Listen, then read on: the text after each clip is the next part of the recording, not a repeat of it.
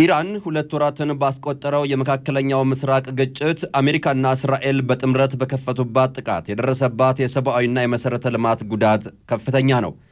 በሌላ በኩል የዋሽንግተን ወታደራዊ ስፍራዎችና እስራኤል እንዲሁም የባህረ ሰላጤው ሀገራትም በኢራን ሚሳኤሎች ደግሞ ተመተዋል። ጦርነቱ እስካሁን የዓለምን መልክ በምን ልክ ቀየረ? ዘላለም ተፈሪ።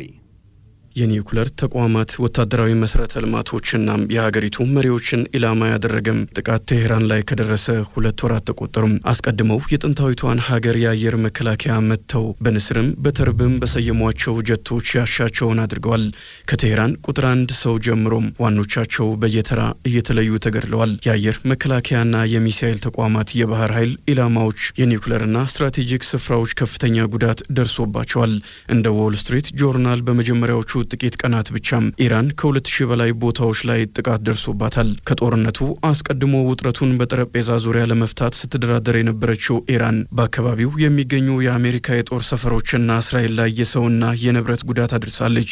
ቤት ሺሜሽ፣ ሃይፋና ዲሞናን የመሳሰሉ ከተሞች ከእስራኤል በኩል ኢላማ ተደርጎባቸዋል። ከምድራችሁ ለሚነሳ ጥቃት ኃላፊነቱ የናንተም ነው በሚል የባህረ ሰላጤው ሀገራትን ሰማይ የሚሰነጥቁ ባሊስቲክ ሚሳኤሎች ድሮኖችም ወደ ኳታር፣ ሳውዲና ዩናይትድ አረብ ኤምሬትስም አስወንጭፋለች። ወሳኙን የሆርሙዝ ወሽመጥም ዘግታለች። በእነዚህ 2 ወራት በኢራን አመራሮችና የ90 ሚሊዮን ሕዝብ ባለቤት ሀገር ብዙ ነገሮች ተቀይረዋል ይላል የአልጄዚራ ዘገባም። ጦርነቱ ከፍጻሜው ብዙ የራቀ ነው። ቀጣዩን ለመገመትም ይከብዳል። በቴህራን የመንግስት አመራሮች በብዛት ተለውጠዋል። መዋቅሩ ግን ጸንቷል። እንደ ዘገባውም አያቶላህ አሊ ሀሚኒም የብሔራዊ ደህንነት ምክር ቤት ጸሐፊ አሊ ላርጃኒም፣ የደህንነት ሚኒስትሩ ኢስማኤል ሀቲብ፣ የአሊ ሀሚኒ ከፍተኛ አማካሪና የብሔራዊ ደህንነት ምክር ቤት ኃላፊ የነበሩት አሊ ሻምሃኒን ጨምሮም ግዙፍ ተጽዕኖ የነበራቸው ሰዎቿን ኢራን አታለች። ግን በእያንዳንዱ ቦታ ተክታ መዋቅሩን አስቀጥላለች። የወታደራዊ፣ የደህንነት፣ ፖለቲካዊና የፍትህ አካላት ተቋማት ስራ ላይ ናቸው። አዳዲስ አመራሮች ተመድበውላቸዋል። የአሊ ላርጃኒን ቦታ የተረከቡት መሐመድ ባገር ዞልጋድር ለአሜሪካ ፍላጎት አንንበረከክም የሚል ጽኑ አቋም ያላቸው ናቸው። እንደ አልጄዚራ ዘገባም የሊባኖሱ ሄዝቦላህን፣ የየመኑ ሁቲና ሌሎችን መደገፋቸውንም ቀጥለዋል። አሜሪካና እስራኤል ለሰነዘሩት ጥቃት ምላሽ እየሰጡም፣ ትራምፕ ግን የአገዛዝ ለውጥ መጥቷል እያሉ ነው። ቢቢሲ ሙጅታባ ሀሚኒ ጊዜው የጦርነት በመሆኑ አሊያም በጤና ችግር ቦታው በሚፈልገው ልክ አመራር እየሰጡ እንዳልሆኑ ጽፏል። ትራምፕ አመራሩ ተከፋፍሏል ይላሉ። ከቴህራን የሚሰማው ድምጽ ግን አንድ ሀገር ነው ያለን፣ እኛም አንድነን የሚል ነው።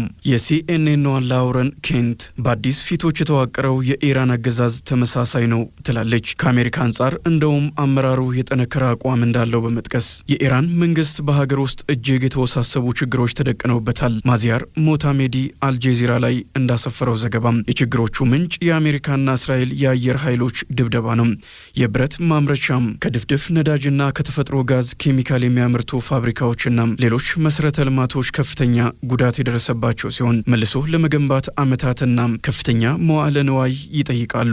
ደግሞም ኢራን በከፍተኛ ማዕቀብ ውስጥ ነች። በዓለም ከፍተኛ የዋጋ ግሽበት ከሚታይባቸው ሀገራት አንዷም ሆናለች። ኢኮኖሚዋም ወድቋል። በርካታ ዜጎች ከስራ ገበታቸው ውጭ ናቸው።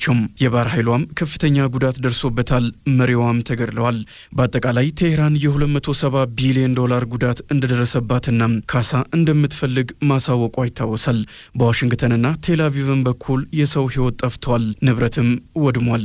እንደ ዘ ታይምስ ኦፍ ኢዝራኤል ዘገባም አይዲኤፍ 4000 ኢላማዎች ላይ በ1000 የጥቃት ማዕበሎች የወሰደውን ጥቃት ጨምሮም በአጠቃላይ ከ11 ቢሊዮን ዶላር በላይ ሀገሪቱ የበጀት ወጪ አድርጋለች። አሜሪካም ባለፉት 2 ወራት እስከ 35 ቢሊዮን ዶላር አውጥታለች። እንደ ኒውዮርክ ታይምስ ዘገባም ወጪው ከዚህም እጅግ ከፍ ሊል እንደሚችል መረጃዎች ያሳያሉ። ሮይተርስ ደግሞ ኢራን ጦርነቱ እንዲቆም ለአሜሪካ ባቀረበችው ፕሮፖዛል ትራምፕ ደስተኛ አይደሉም ይላል። እናም ውጥረቱ ቀጥሏል።